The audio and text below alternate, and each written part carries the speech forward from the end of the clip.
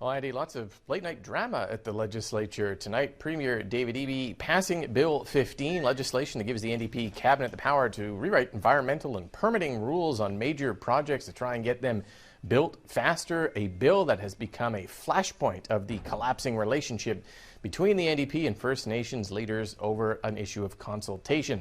The NDP government using its powers tonight to cut off debate on Bill 15 at the 28-hour mark, which might sound like a lot, but MLAs barely canvassed 1/3 of the bill, meaning a whole bunch of stuff just sailed into law unchecked. There was a vote at 8 o'clock tonight. It was a tie, 46-46, with the Conservatives, Greens, and 3 independent MLAs all opposed, which led to a rare moment where the Speaker, a New Democrat, broke the tie in favor of his party, and it passed into law by 1 vote. So what happens now? Well, BC's major First Nations organizations say legal action and protests are on the table. Former NDP Cabinet Minister Melanie Mark out tonight with a statement. She was BC's first Indigenous Cabinet Minister and in Eby's cabinet, saying Eby has turned his back on Indigenous leaders. The business community today divided as well. The BC Chamber of Commerce releasing a letter saying even though this could generate more economic activity, it can't support a bill that failed to consult First Nations. The Greater Vancouver Board of Trade, meanwhile, offering qualified support. Now, earlier today, the BC Greens tried a last-minute Hail Mary motion to delay all of this to the fall,